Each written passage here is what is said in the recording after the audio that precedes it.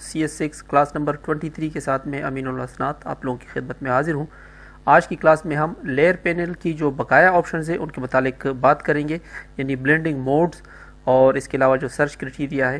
तो चलिए शुरू करते हैं क्लास को, मगर इससे पहले वो दोस्त जो अभी चैनल पर नए हैं उनसे मेरी गुजारिश है कि वो चैनल को सब्सक्राइब कर दें और साथ बेल का आइकन दबाएं ताकि मेरी तमाम वीडियोस की नोटिफिकेशन आपको मिलती रहे।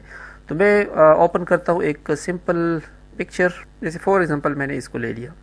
ब्लेंडिंग मोड एक लेयर की दूसरी लेयर के साथ किस तरह ब्लेंड करती है तो उसके लिए इस्तेमाल होता है। जैसे फॉर एग्जांपल मैंने ये एक सिंपल पिक्चर ले ली है। अब ये तो बैकग्राउंड लेयर है, मैं इसको चेंज नहीं करना चाहता, सो मैं इसकी एक कॉपी ले लेता हूँ कंट्रोल जे करके। इस बैकग्राउंड लेयर को मैं ऑफ कर देता हूँ। अब एक सिंपल लेयर ले लेता हूँ कंट्रोल शिफ्ट इन के साथ ब्लैंक लेयर। अब इस लेयर को मैं नीचे लेके आता हूँ क्योंकि इसमें मैं कोई कलर फिल करूँगा। जैसे फॉर एग्जांपल यही ग्रीन वाला कलर हमारे पास सेलेक्टेड है, तो मैं इस लेयर में ग्रीन कलर ही फिल करना चाहता हूँ। तो सिंपली मैं बकेट पर क्लिक करता हूँ और इसमें ये ग्रीन कलर फिल कर देता हूँ। अब ऊपर वाली लेयर को भी विजिबल कर देता हूँ। अब बज़ाहिर हमें कुछ ये नॉर्मल लेयर है और हमें कुछ दिखाई नहीं दे रहा। ये जो पिछली लेयर है, वजह ये है कि इसकी ओपेसिटी इस वक्त 100% है।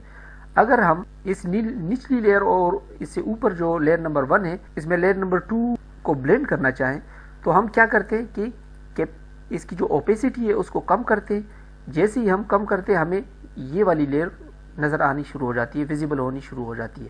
अब अगर इसको हम 100% कर देंगे तो इसका मतलब है कि लेयर नंबर 1 की विजिबिलिटी बिल्कुल अब नहीं है और लेयर नंबर 2 हमें नज़र आ रही है।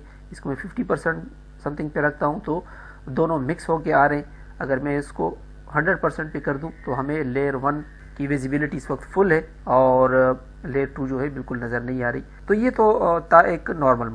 अब मैं डिज़ोल्व को सेलेक्ट करता हूँ। अब रिज़ल्ट देखते हैं तो बज़ाहिर हमें कुछ फ़र्क नज़र नहीं आ रहा, मगर जैसे ही मैं ओपेसिटी को डाउन करता हूँ तो आप देख सकते हैं कि मैं ज़रा इसको जूम कर देता हूँ कि जो नीचे वाली लेयर है वो डिज़ोल्व होके इस लेयर में मिक्स होके आ रही है। काफ़ी जगहों पे आपको इसकी ज़रूरत पड़ती है।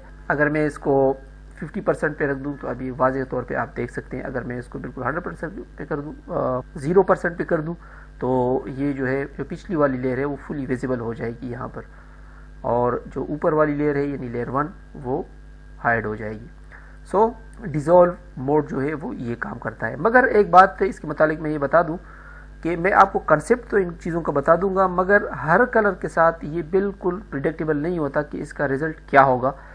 बस आपको एक लॉजिक समझ में आ जाना चाहिए कि अगर हम जैसे ये वाला सेट है तो ये डार्कन कलर्स को डार्कन करता है, और ये जो लाइटन वाला है तो ये कलर को लाइटन ब्लेंडिंग में लेके आता है निचली लेयर को, और ले जो है इसमें दोनों जो डार्कन और लाइटन है इन दोनों को मिक्स करके लेके आता है। इसके बाद ये एक ह्यू कलर सैचुरेशन, ये आप मुख्तलिफ कलर्स के साथ इसका जो आउटपुट है वो आप देख सकते हैं।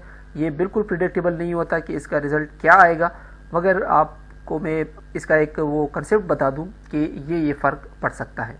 अब ये चूँकि पूरे लेयर के ऊपर हमने ग्रीन कलर किया हुआ है, सो ये जो इफ़ेक्ट है ये पूरे लेयर के ऊपर आ रहा है। बाद में मैं आपको इंडिविजुअली किसी एक चीज़ पर भी करके इसी लेक्चर में दिखाता हूँ। अब मैं जैसे ही डार्कन करता हूँ तो आप देख सकते हैं कि वो एक डार्कन किस्म की ब्लेंडिंग हो गई।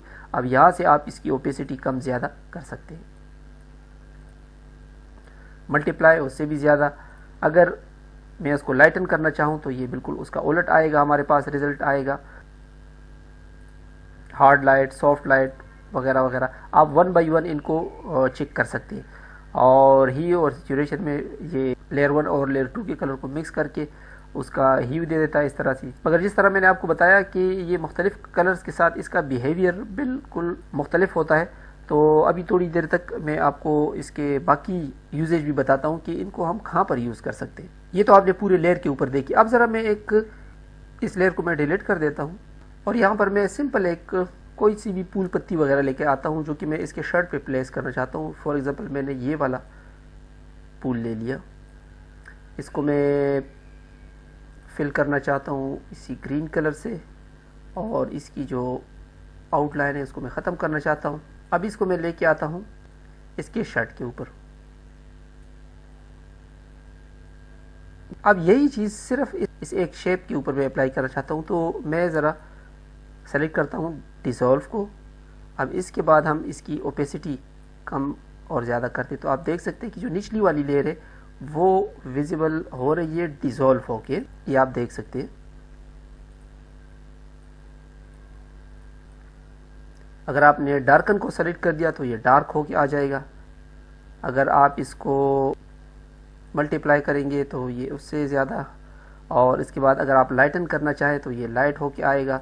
अगर आप इसको स्क्रीन करेंगे तो इस तरह होगा, एट्सेट्रा एट्सेट्रा। अब अगर आप, मैं चाहता हूँ कि ये पूल बिल्कुल इसके ऊपर यूँ लगे कि इस तरह इसके ऊपर प्रिंट हो चुका है, तो आपने कलर को सेलेक्ट कर देना है। कलर सेलेक्ट करने के बाद अभी आप देख सकते हैं कि ये पूल बिल्कुल ऐसे महसूस हो रहा है जैसे इसके ऊपर ओरिजिनली ये प्रिंट हो चुका है। यहाँ तक कि कपड़े में जो अप डाउन है वो भी इसके अंदर उसी तरह ही विजिबल है।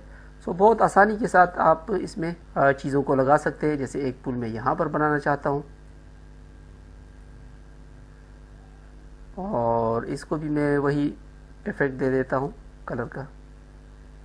तो अभी आप देख सकते हैं कि बिल्कुल महसूस ही नहीं हो रहा कि ये जो पुल है ये हमने लगाया हुआ है, बल्कि ये इस फैब्रिक के ऊपर ही वो ऐसे लग रहा है जैसे ये इसके ऊपर ओरिजिनली बना हुआ है। सो इनको आप मुख्तलिफ़ तरीक़ों से यूज़ कर सकते हैं। आपने किसी ब्लैक एंड वाइट पिक्चर को कलर में चेंज करना हो तो इस तरह आप मुख्तलिफ़ कलर की आपस में ब्लेंडिंग करके उसको बड़े आसानी के साथ उसके स्किन को आप कलराइज कर सकते हैं। इसके बाद हमारे पास नेक्स्ट जो ऑप्शंस का पैनल है वो सर्चिंग पर्पज़ के लिए इस्तेमाल होता है। अब इसके सामने जो आइकन्स है कि फ़िल्टर पिक्सल लेयर, यानी सिर्फ वो लेयर्स आएंगे जिसमें पिक्सल है यानी इमेजेस है। इसके बाद एडजस्टमेंट लेयर अगर कोई है तो वो आपको यहाँ पर शो हो जाएगी। अगर कोई टेक्स्ट लेयर है तो वो यहाँ पर शो हो जाएगी।